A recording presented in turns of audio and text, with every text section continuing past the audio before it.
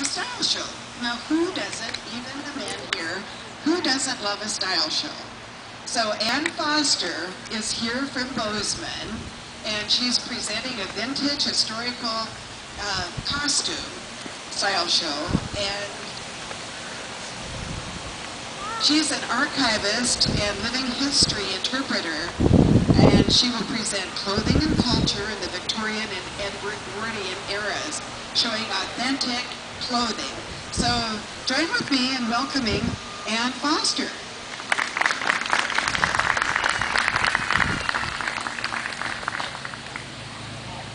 Thank you. They apparently did not make hobble skirts to do more than hobble in.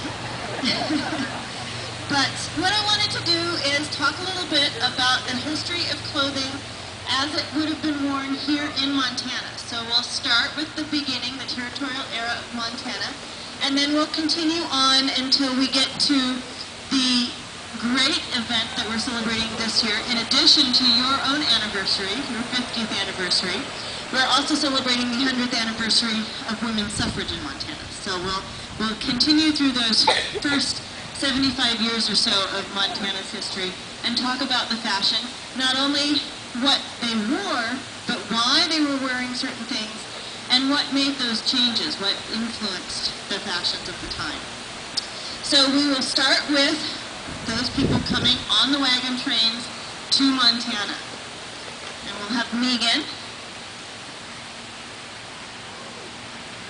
Megan is wearing what you would think of as a wrapper. So back east they would have worn this when they first got up.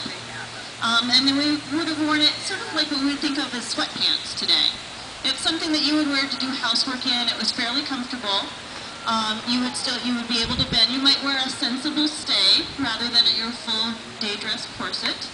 And it would be something that you would work in. So it was something that they wore when they traveled west because they had to do an awful lot of work while they were doing the wagon trains.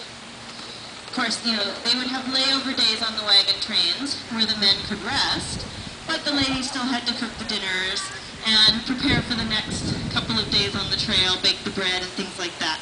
So the wrapper was wonderful in that regard. It was adjustable. You could also wear it for maternity wear, and it washed well. So it was usually made out of a cotton, and it was something that you could wash and get the dirt and the dust out of as well. She's got her pinner apron on. There's no straps. It has straight pins. I'll have you perhaps step off if you want to hang on to me. All right. And let people get a slightly closer look as they walk through the era. So you might have thought of this something like a prairie dress. You may have seen this sort of outfit during the bicentennial celebrations. And this is what that look was based on. It was